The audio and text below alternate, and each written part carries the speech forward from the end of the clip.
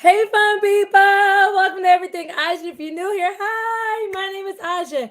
Here on Anointed, oh my goodness, I'm sorry. Here on Everything Aja, I help parents and teachers just like you increase reading achievement by making reading effective, fun, and also simple. I hope you do this by helping you manage all the high demands that come along with implementing your reading block. You can certainly join this amazing community by subscribing down below. But then you also want to click that bell that will notify you each and every Tuesday and Thursday when I drop a new video. And then, of course, you can always chat it up with us on Saturdays. What is going on with me today? You can always chat it up with us on Saturdays. I am looking for a very creative name to call our Saturday chat. So let me know down below in the chat box if you have some ideas. I know Joy gave us one idea, and I know I've been contemplating some, so I would love to hear some of yours. Some of the new ideas are the teaching insider, something to say Saturday, or share it Saturday. So let me know what you think. Last Saturday, it got really juicy as we discussed the teacher shortage and why so many teachers were exiting the profession, why so many teachers were leaving teaching, why people were just quitting altogether. And I know I've shared my personal stories here on the channel about why I quit and left the profession, but some would say I'm still in it. I'm still right on in it teaching, and just instead of teaching kids, I'm teaching you guys. But as a administrator and also curriculum specialist, I have done it all, teaching to administration. So in that conversation, we couldn't talk about that without talking about the pressures, the high demands that comes from the higher ups. And we started talking about this domino effect on last Saturday and how crazy the domino effect was from the national level to districts, to administrators, all the way down to teachers, and how that affected so many of you guys in your classroom. And through that conversation, through talking about why so many teachers were leaving and talking about the pressure, we couldn't help but to mention standardized tests, because that is a huge part of that pressure. Good morning, good morning, good morning. You were on there last Saturday. As a part of that conversation, talking about the pressures of why so many people were leaving, we started bringing up standardized tests. And we were going to talk about today, are standardized tests really needed? Do we need them right now in our classrooms and homeschool environments? What do they do? What are your thoughts about standardized tests? So many states now require standardized tests at a very young age, all the way through college. So we're going to talk about that here on our Chat It Ups. We love to share. We love to share everybody's input. So definitely use the chat box, implement the chat box. Even if you are watching the replay, let us know your thoughts on standardized tests. Are they really needed? What are your thoughts? If we really just go down to the history of standardized tests, y'all know I like to bring up the facts. Did you know that standardized tests were actually brought up because of college entrance? In fact, they were first created in order to see who would qualify for college. In fact, the sole purpose of them was for entrance into college, and that became around the 1890s. That became a thing that in order to go to college, you had to pass a certain test in order to qualify. And then around the 1920s, so about 30 years later, testing and standardized tests became really big. It started to become a normal thing. And so a part of that college entrance was clearly the high school exit. So that was a big push. And we all know that as like the SAT and the ACT, but testing became favorable within education. And then around the 1936 is when Iowa testing began in school. So you see, about only it only took 16 years for it to go from colleges becoming the norm of high school exiting all the way to elementary schools within, but based on the Iowa test. So in 16 years, they were like, everybody needs testing. Everybody was protesting. You say you didn't know that. Woo, woo. I told y'all try to educate y'all, bring you some facts on the topic. So yeah, so I didn't know that either. I mean, I figured that there was a rollout. So it was very interesting doing my research of, how standardized tests became the norm, and, just kind of how that rolled out. It was really interesting just kind of seeing the history of standardized tests all the way until, like I stated with Iowa testing, when it was adapted into schools, like just to see kind of where they were going with that. I know, like I want to say, yep, 1958 is when that Iowa test started to become on the computer. So as soon as the Iowa test in 1958 became on computers, now the entire nation can take it without a hitch. And then it was really, really prevalent in schools. And then the crazy part is, as I was researching, every time testing became used, there was always an abuse right after that. For example, even as I'm talking now, in 1958, once it became computerized, in 1965, it was overused. And then that happened again, as far as when they started rolling it out into colleges and high school exit exams. Right after that, the timeline showed that it was then abused. So every time testing became a popular thing, then people then started to abuse that. That's something we see so much. I mean, human nature. It's like when something is good, we just have to overuse it. And then that made me look at, okay, so now we have testing, and we are elementary as far as like preschool through fifth grade teachers and parents on here. And it's so prevalent with our children. I've seen so many children have anxiety, I mean, high anxiety over these state standardized tests. Good morning, good morning, good morning, good morning. Um, I always say good morning because it is morning here. It might not be morning where you are, but you said good morning, so I'm assuming this morning. But so I've seen it. I've seen kids like throw up because of our state standardized tests, and we have to calm them down. And I think what it has become, we have moved away from the reason of testing. So that made me want to bring up, what are the reasons for testing? Why should we test? And the reasons for testing, and you guys let me know down in the chat box if there are other reasons that you're like, yep, we need testing for that. But I came up with knowledge gains. You want to see if children have learned anything, if they have gained new knowledge. Also, testing helps you identify any learning gaps. You get to see what areas they do not know, or any learning gaps that will occur that you can go in and fill in those gaps.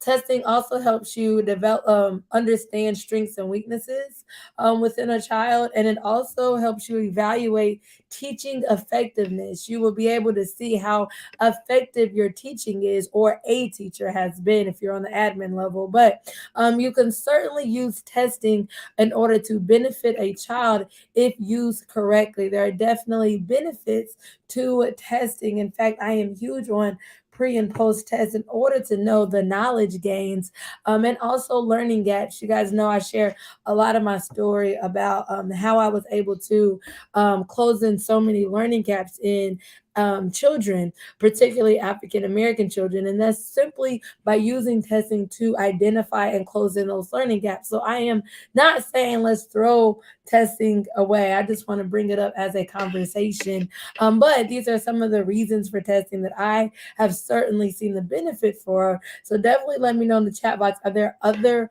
reasons for testing that you know of? That you're like, oh, I use testing for this.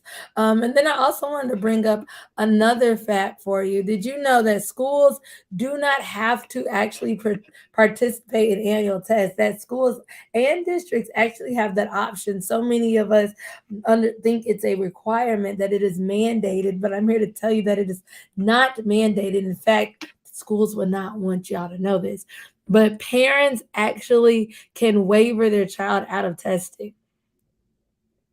Yep. Yep, it's a thing. It's a thing. But the districts and schools also have that same option that it is not mandatory for them to take the annual test. However, they will lose a funding if they don't. If they do not go along with the mandated test by the state and the federal level, then they will not be able to receive funding because there's no way that people will know how effective the school is. So without that knowledge of the teaching effectiveness, they will lose funding. So that means that it's pretty much mandated without saying it's mandated. Hello. So basically, if like it makes it up for a very good conversation, I want to know um what would you do if you were in charge? And maybe we have some district leaders on here. If you were in charge of a district and you know that testing may be hurting your children and hurting your teachers, but you also know that you're not getting funding if you don't participate, what would you do? Like, what would you do if you are that stakeholder and that is your decision to make? I'm love to hear you guys' thoughts on that. But testing is not mandated. In fact, they do have an option, but it's not really much of an option if you're not going to give me the funding to run my operation.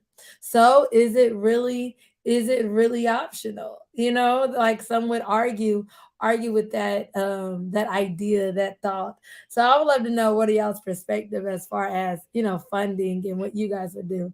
But I thought that was very interesting because I knew that when I found that out. Actually, I found that out probably 2019 or 2020, that literally that you have there's things called waivers, that there are waivers that you can waiver out of testing this on the school level and on the parent level. But so many people don't know that because there is funding attached. So then it makes us think that is the funding attached to testing what is ruining education? Just a thought, just a conversation to have. But is it really ruining education? Because in the same article on the classroom, it was talking about how so many teachers begin to teach to the test. And I know on our conversation last week, we had a district leader on here. Y'all let me know if you guys were on here last week, but somebody was like, I feel like all of my teachers are teaching to the test. And they were a preschool over pre-K, but they felt said that all their teachers began to teach the test. And it's sad. It's sad, but it is a thing because if your kids don't meet certain requirements now, your funding is gonna be gone. Or you may not have what you need to help your children. So it's a sad thing. And then it was also interesting to know. I know they tried to do that here in my district, but they are still working on it, that some districts actually pay teachers based on test results. They literally dock teachers' pay based on how much their students grow or how effective their teaching was. We said that that was one way that teaching testing is done, but some districts actually pay teachers based on test results. It is a fact. It is a real thing that if your kids don't pass that test, you might not get paid. Then it makes you think. We just talked about why teachers teach to the test. This is why your pay may be relying on it. What you eat, your children's roof over their heads is relying on these kids taking a test. So what would you do? So it's just interesting. Our standard test actually really needed because now we are creating a society that is centered around standardized tests. I'm not giving you my opinion in this. I'm just forming a conversation. Um, but it's interesting that so much pressure then are on tests. And when we go back to the reasons, you said that's not right. Okay, not right. Um, I see it and I don't see it. Like I know I shared this a little bit yesterday. Like when they were rolling it out, I felt like a teacher like me that would actually benefit. I would benefit more from that than the way testing is. I mean, pay is now, because now teachers get paid based on experience and degree. Period. So you can be a not effective teacher and get paid 10 times more than an effective teacher simply because you've been doing this longer. That's it.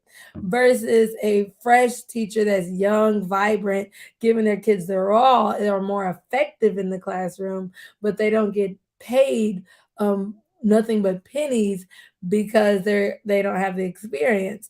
But now if you are docking their pay based on the assessment, now you create an atmosphere where that same teacher are now teaching to the test so that they can get paid more. So, it's like a catch 2020. I know one reason, I mean, going through like, teaching in 2020 was definitely hard as you went into the technology aspect and not having that one-on-one connection with children. But if you think about testing that year became not mandatory or not as demanding or important, did that actually help education because teachers were able to just teach. I remember back in when I was in school, and a lot of us, testing wasn't as like super mandated. Like it wasn't a test. I know when I was growing up that if I did not pass that test, I would fail that grade level. But now I know here in the state of Georgia, they have to pass the test in third grade, fifth grade, and eighth grade, period, and high school. So you have those certain tests that you have to pass. If not, then they hold you back. So then now we're creating the stigma in these kids that this test is, no matter how well they perform in the classroom, that the test is what makes or breaks them. And that is what I have seen, especially coming from being a former fifth grade teacher. I've seen it time and time again in so many children, the stress that they embark upon when it comes to testing. And I've seen it firsthand. And when we actually go back to the reasons for testing, um, none of it is about funding right here. Like the true reasons for a test, whether it be formative, summative, etc., none of that has to do with funding. It's simply to benefit the teaching and to benefit the child. However, tests have kind of transformed into a tool of funding over time, but the true reasons of a test are really to inform the teacher about the child and any misconceptions or mislaps that they have in their intellect, not to literally negate pay of the teacher, but that's where we are. That is literally where we are. That's what has happened. So, and just thinking about the history of testing, the reasons of testing, and also we've gone a few years without testing, and now testing has come back. It's right in the forefront. It's back. I mean, it was only gone but a year, but testing is a thing again. And with testing, because the pressure of the funding, like we said, this comes from like higher up, and it just is a trickle down effect because you have the pressure of the funding, and now it's back. You have a teacher shortage. We just talked about that last week, and now you don't have as many teachers, but yet you're bringing back the pressure. The whole reason so many teachers left was not feeling supported in the pressure from the higher ups. So now I'm just interested in knowing, what are your thoughts? What do you think will happen next with testing? What do you think is gonna happen? We talked about the teaching shortage, and it was impossible to talk about the teaching shortage without talking about the testing aspect of it. But testing does become a part of it. It does become a part of the conversation, as we saw last week. So what do you think will happen with testing? Do you think it is here to stay? Is it something you think that maybe we should get rid of it and see what happens? And how will funding be then? Like it's so many aspects, so many pieces to this pie, pieces to this puzzle that we can certainly put together. But is it really benefiting our children, going based on the reasons, the true reasons of the test? And have we moved past the reasons? Do we need to go back to the true reasons of tests? Do tests really need to be optional? We say they're optional and then say we're not going to pay the school if they don't do it. So are they really optional? It just brings up a catch 2020 aspect with that. So I just want to know, what do you think? What do you want to actually happen to testing? Do you want it to go away? Is it something you think that it should only occur in the classroom and not really on a school or district level or a federal state level?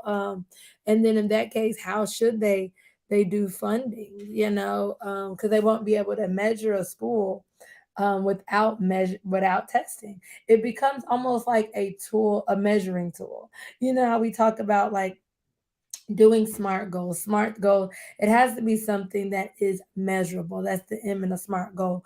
You want something that can actually be measured. Well, with testing you can actually measure the effectiveness of teaching. You can measure the knowledge. It allows districts and states and federal level to be able to measure knowledge. But without testing, how then could they measure knowledge? So I'm interested in thinking, if you say that we should get rid of it, what do you think should be used instead to measure schools?